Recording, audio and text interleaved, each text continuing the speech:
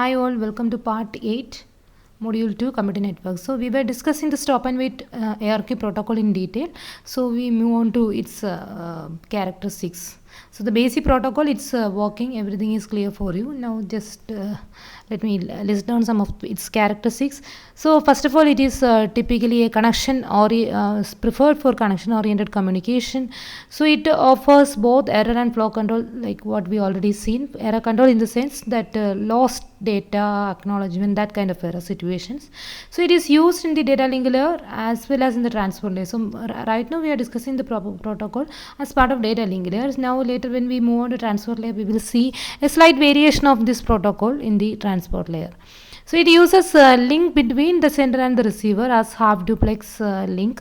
So I think in the model that we seen already, it is introduced as a simplex protocol, but you can even assume half duplex even. But when it comes to full duplex link, it is not an efficient protocol, and we will see why it is so. So throughput, some parameters. So in general, not about this protocol. Any protocol you can see its performance by looking at certain parameters like throughput means and efficiency, that kind of thing. So what is throughput of a communication link? So or particularly what is a throughput? I mean throughput in the sense per unit time how many bits are being sent, or overall measure of it. So the what we can see in our stop and wait protocol is in every one round trip time. So round trip time means the time taken for the data to travel from the sender to the receiver, how much time it is taking, and also for this acknowledgement to travel back to the sender. So that total time is called a round trip time, and per each round trip time only one frame is communicated. That means it is actually possible for us to communicate more frame to improve the efficiency. Yeah.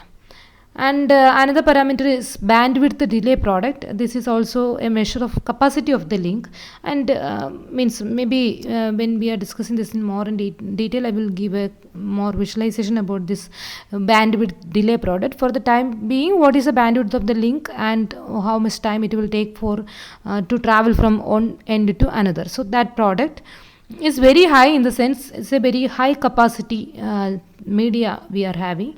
Then stop and wait protocol is not going to work at all because of its inefficiency, in the sense the waiting time. So even though you have a very good bandwidth delay product or capacity for your communication channel, you are not able to utilize it fully, because after sending a single frame you are in long waiting for the acknowledgement back, then only you will send the next data. So even though your underlying media is good enough, the algorithm is not so good, and or it is not using the full capacity of the media. The sender has to keep waiting for acknowledgements before sending the processed next packet. So the next packet is available at the sender side, it is processed, but it is just ready to transmit, but it will wait until the acknowledgement is coming back. So it is a special category of SWP means sliding window protocol, and we are going to discuss the sliding window protocol in our upcoming lectures. So after understanding sliding window protocol, come back to this sentence, it will be clear for you, and you can see that it is stop and wait is kind of sliding window protocol with where there we are using a window concept, where with a window containing a single frame. So it's like window size is equal to 1. So a special case of sliding window protocol with the window size is equal to 1 is what is our stop and wait protocol. So you will understand this after understanding sliding window protocol. So irrespective of the number of packets the sender is having, stop and wait protocol requires only 2 sequence number. This is also we already seen. So just a 0101 like that we can assign a sequence number. We don't want more than 2 different sequence number, and that also you will get more clarity after discussing the sliding window protocol. So some other useful terms maybe we will be using for this one as well as in our subsequent discussion. The first parameter is just understand all of them clearly. The frame transmission time. Frame transmission time means how much time it taken for the frame to transmit in the communication channel. Say let me take the pen, I will give you a visualization of it.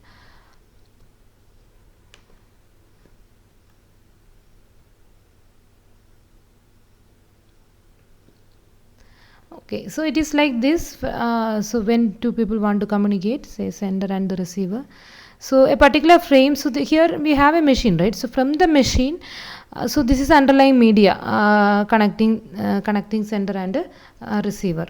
Now from the sender, this frame is being generated at the this particular machine which is sitting at the center side, and from that particular machine how much time it will take to get into the communication media. So that is the time to transmit the frame into the media, frame transmission time. So capital T for time, particularly for transmission. So similarly we denote TP for propagation time. Okay, this is transmission. This is small t for transmission, here small p for propagation, capital T for time. So how much time it is taking for the frame to get into the communication media, and once the very first bit reaches the media, how much time it will take for that bit and subsequent bits to reach the destination. So that is our propagation time. So these two times were involved. So how will you calculate this transmission time? So first of all, it depends on the bandwidth of the media. You know, whenever you have a communication media, it is having some fixed bandwidth. So that is something some manufacturer dependent and the type of cable dependent parameter. So every bandwidth in the sense how much bandwidth it can provide, that is the meaning. But even though your media is capable of providing high bandwidth, your protocol is not in a position to utilize full bandwidth. In that time we will use a different terminology called effective bandwidth or bandwidth utilization or throughput simply. So that is a different term. Here this bandwidth in the sense the actual bandwidth that is being provided by the communication media or demanded by the media. So let capital B be that value. So that means the media is saying that B is the bandwidth it can provide, and the typical unit of bandwidth is bits per second. So B bits per second it can communicate in. So this is basic unit, or it can be given as byte per second also, then you can multiply by 8 to get it in bits per second. Okay, so what is the meaning of that? In every second this particular media can handle capital B number of bits, right? So the time taken for transmitting capital B number of bits into that particular media is 1 second. So that is the capability of the media. Yeah. So in every second capital B number of bits can be communicated or transmitted into the media by this particular media, because that media can take that many bits, right, in that way. So then what is the time taken to transit just a single bit? That will be 1 by capital B seconds, right? Singly 1 bit is 1 by capital B second. Just cross multiply. Now the question is, what about the just for 1 bit this much time is taken. Now what about the particular frame I want to transmit into the media, right? Now what about the frame? The frame I am having is containing capital L number of bits. So L for length. Okay, so the length of the frame be capital L bits, in the sense there are capital L number of bits we are having in the frame. Now to transmit just a single bit I need 1 by B second, because the media is having capital B bits per second as a bandwidth. In every second the media can take over capital B number of bits. So for 1 bit it will be taking 1 by capital B second. Then for the entire frame which is containing capital L number of bits, the time taken to transmit will be 1 bit this much time. So for L bit it will be L by capital B second. So this is our frame transmission time. How much time it is taking for the entire frame to transmit into the media. That means how much time it is taken for capital L number of bits, because the frame is fully capital L number of bits to be transmitted in the media. The answer is capital L by B seconds. Okay, that about it. Now you have a clarity on it. So time to transmit a packet or a frame. So packet is a general terminology. From host to the outgoing link, that is up to the capacity of the link. If capital B bits per second is the bandwidth of the link and capital L is the frame length to be transmitted, then the transmission time of this capital L number of bits will be say capital L divided by B seconds. So now onwards you can remember it as a formula. Then Let's clear everything. So that about it. Similarly, another terminology is, this is something we are repeating many times, it's propagation time, the time taken for the bits to travel from one point to another. So that is something depends on the length it is traveling, right? So the distance by velocity and the speed at which the signal is traveling. So the normal formula you can use, the amount of time taken by a packet to make a physical journey from one node to another. So it will be like for the first single bit you can calculate it, and the others will also follow the same one after another. So it can be calculated like a capital TP, propagation time distance by velocity between the nodes and the velocity of propagation. And once you get the frame transmission time and propagation time, we will be moving on to something different, that is the round trip time. This is something I already told you. It can be taken to be 2 times propagation time. So time taken to travel from one point to another and returning back, in the sense for the feedback message to return back. So TP time for moving actual data, and another TP time for moving the feedback back to the sender. That is acknowledgement back to the sender. So 2 times 2 propagation delay, and the typical value that people are using as the timeout is 2 times of the round trip time. So round trip time it will come, but still for a safety, normally we will take 2 times of round trip time by considering the delays of the network, everything, to be a good value for the timeout timer. But it can dynamically change also, because if you are using your internet, say in the evening 6 o'clock, or maybe early morning 4 o'clock something, you are facing different delay, right? In the sense the traffic pattern is different. Sometimes the traffic is very high, means the delay is more. Accordingly, you have to change your timeout timer. So that is a very good way. So this is some kind of static static timeout timer management, but what we need in reality is a dynamic timeout timer management, and we have a powerful algorithms for that, particularly when we see if time allows, again, that transfer layer in detail, and that time we can handle this. So another terminology is time to leave.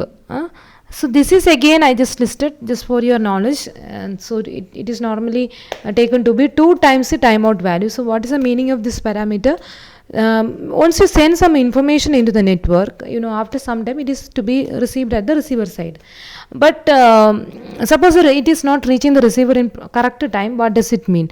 Two cases were there. One thing is like maybe due to delay, but delay itself, it is somewhat after some time it is to be resolved, or the packet is to be discarded and it is to be retransmitted. So in that way things are working.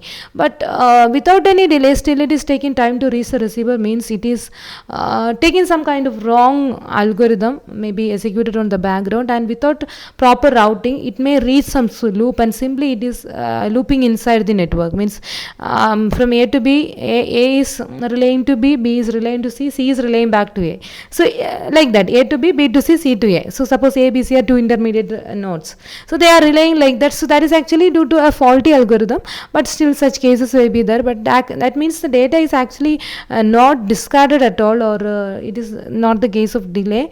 Ultimately it is some kind of loop. So how we will handle such loops? That is by fixing time to leave, and means we have a different way of handling it. Maybe in network layer we will see this in detail. And the typical value for time to leave is said to be 2 times the timeout timer value, and in our current network the maximum TTL value is found to be some 180 second. So that much time any packet that you are sent in the internet will be live. After that it will be forcefully discarded, otherwise it will simply loop around the network and it will create some unwanted traffic. So we purposefully discard such packet whose lifetime is found to be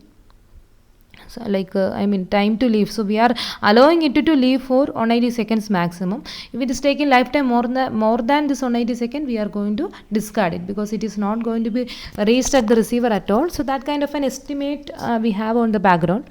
So if it is not reaching within 180 seconds, it is not going to reach at all. Simply it will create some kind of unwanted overhead. So we can handle it by simply discarding such packets.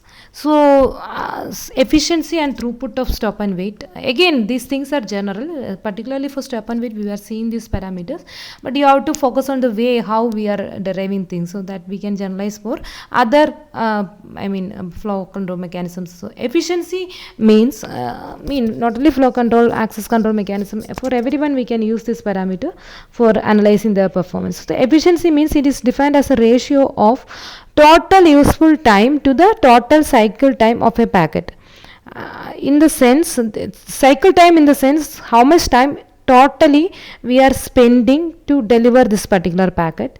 But actually, out of this much time you are spending, most of them are just waiting only. The actual time taken to transmit this frame is only this much, right? So, if waiting is more and more means the efficiency is getting less, something like that. So useful time by cycle time. So remember like this, I will let you know what is this.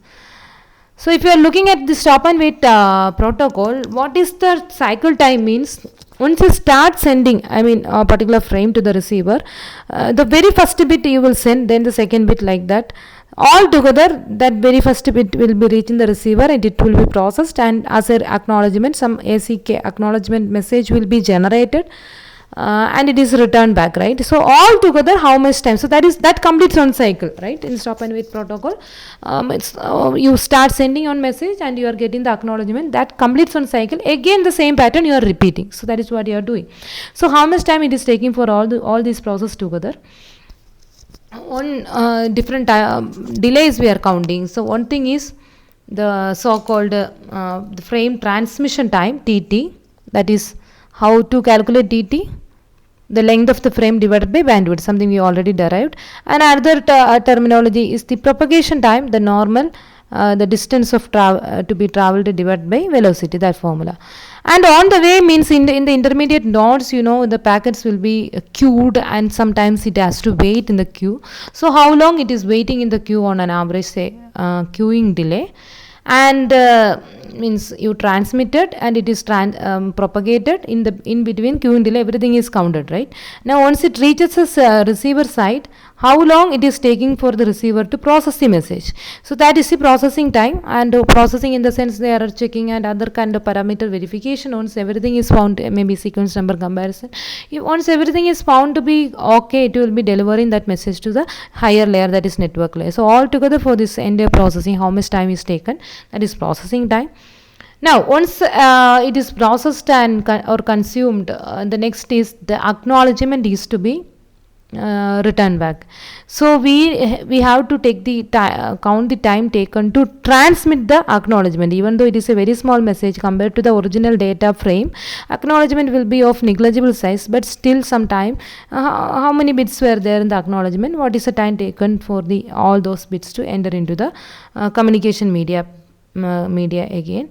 And finally, what is the propagation time of acknowledgement? So just like the original frame, acknowledgement time, frame will also take equal propagation time, but transition time, if you want, this acknowledgement transition time is negligibly small compared to frame transition time, because acknowledgement is a very small frame, right?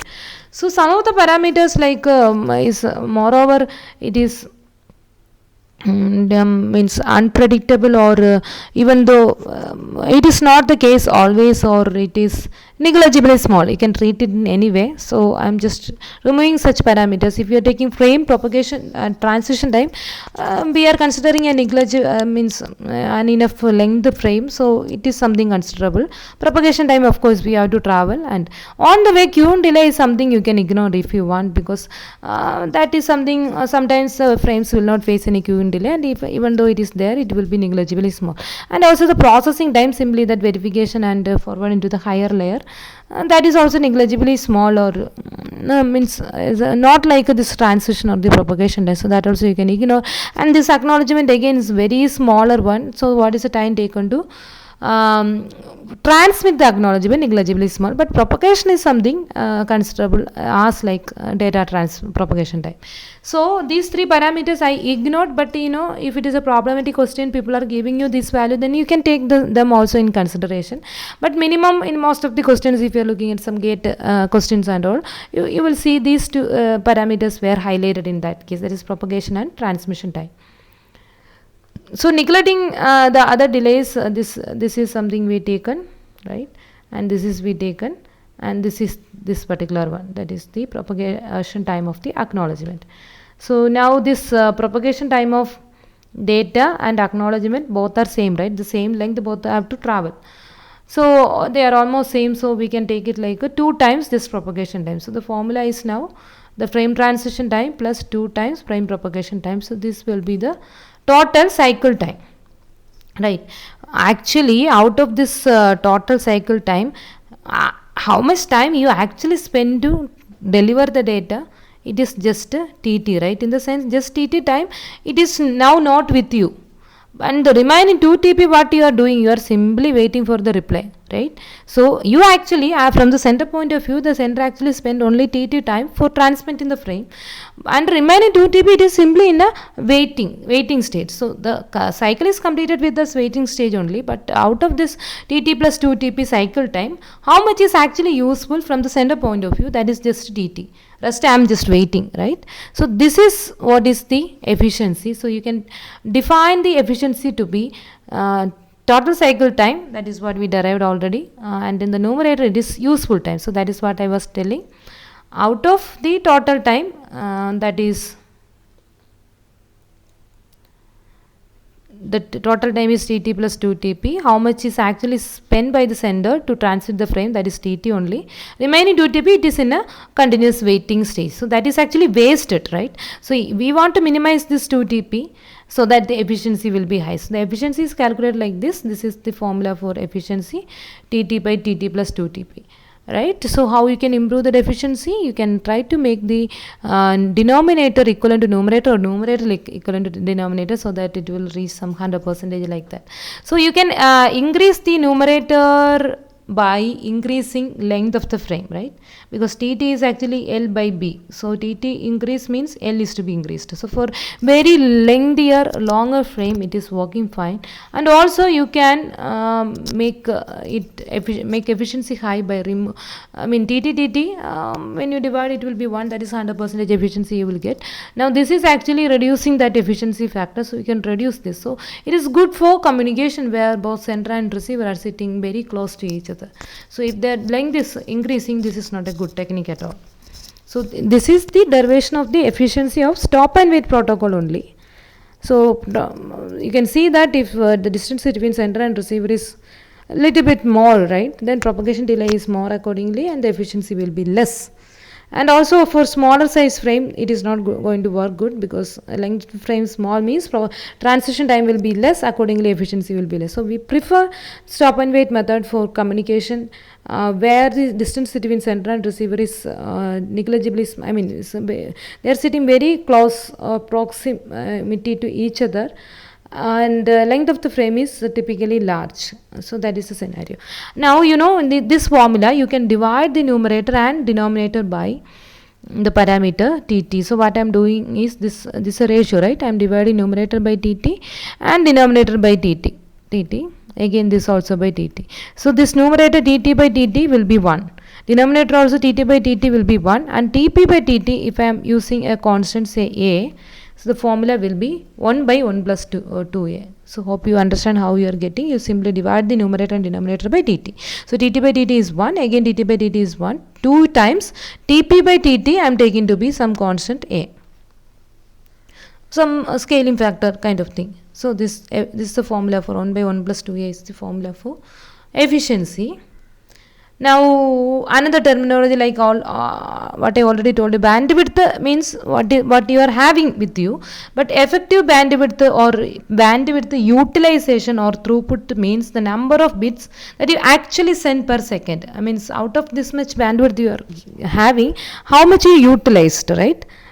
So how you can calculate this throughput or the bandwidth utilization.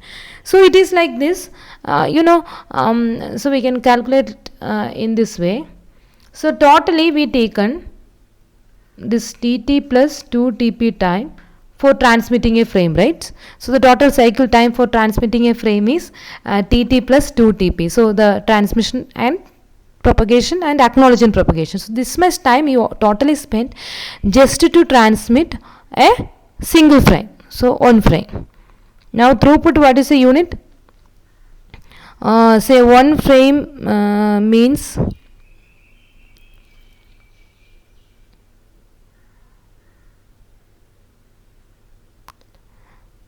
so 1 second, something this getting yeah. So this much time you spend you spend totally for transmitting one frame, right? So what is length of a single particular frame? One frame, as we already assumed, like somewhere here, let the length of the frame be L in the previous slide, L bits. What is L? The length of that particular frame. So single frame you transmitted in total tt plus 2 tp time, or you are able to transmit L number of bits per tt plus 2 tp time. Now it is clear, right? L bits means the size of the frame I assume to be L bits. Then how many bits are transmitted per second? So this much second I transmitted L bits. Then per second, that is in 1 second, how many bits are transmitted? That is L divided by tt plus 2 tp. This many bits transmitted per second. Is it clear? I taken totally tt plus 2 tp time, maybe the unit to be second, for transmitting a single frame, right? Now single frame in the sense, if it is of length L bits, so for transmitting L bits I took tt plus 2 tp time. Then in 1 second how many bits I can transmit? Just divide by this tt plus 2 tp, right? So this many bits per second can be transmitted per second. So that is what is throughput. Is it clear? I mean effective bandwidth or bandwidth utilization, that will vary depending on the type of protocol you are using. So when so that is actually the actual performance we are getting. Actually you can go for capital B number of bits per second, but that will happen only in ideal case where your software is also equally good. But here software is not so efficient, like we already seen 1 by 1 plus 2 is its efficiency. So you can give some propagation and time transition delay, and accordingly you can see how much efficiency is being achieved by it. But with that efficiency, even though capital B bits per second is available, I can make use of this effective bandwidth, that much bandwidth. I mean that is what I am getting, or this is the throughput of this particular algorithm. So for stop and wait, the answer is effective bandwidth is the length of the frame. So like we seen here, the length of the frame divided by the total cycle time, that is tt plus 2 tp. So hope you understand this derivation. Now again this formula you can multiply numerator and denominator, I mean multiply and divide this entire formula. So this L by tt plus 2 tp, simply you multiply by capital B and you divide by capital B, right? So now this L by B, this division part you are grouping, and this capital B you are separating, that multiplying B you are separating. So what is this L by B? L by B is again, is it clear? Otherwise let me clear it and clarify. Yeah. So what we already seen is, one thing is a derivation for the effective bandwidth. So what we did is, during tt plus 2 tp time, I could send a single frame, right? I could send a single frame which is of say L bits, right? Then with this much second, then in 1 second how many bits are being transmitted? That is the effective bandwidth, that is L by tt plus 2 tp, right? So this many bits are transmitted per second. Okay, so this is the bits per second bandwidth utilization I am achieving, that is L divided by tt plus 2 tp. Now this formula I am simply varying by multiplying this with capital B and dividing it with capital B. Okay, so the numerator, I mean the whole thing, multiply by B and divide by B. This multiplied B I am separating, and divide B I am grouping with this L. So this will be like L by B, the whole divided by tt plus 2 tp. So this I am not altering, simply numerator B multiplied and B divided. So this is the divided B, and this is a multiplied B. Okay, now tell me what is this L by capital B, length of the frame divided by actual bandwidth we are having.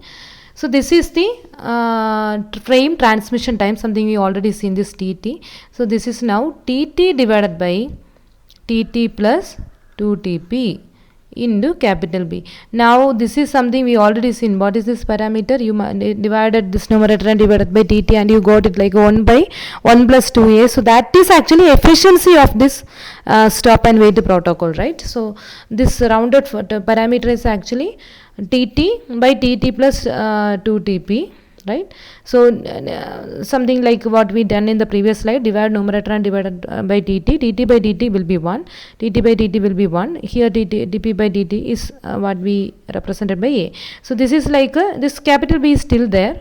So 1 by 1 plus 2A, that is efficiency of the stop and wait protocol into B.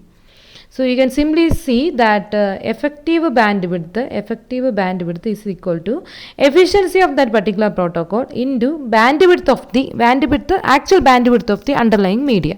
So this is a general formula, not only for specifically for stop and wait. This is a formula, that is 1 by 1 plus 2A into B. But this is a general formula for any protocol. Its efficiency, that means its effective bandwidth, the actual bandwidth, bandwidth utilization or the throughput the protocol achieve is something proportional to the efficiency of the protocol. So that is obtained by multiplying efficiency with the actual bandwidth that is being argued by the underlying cable.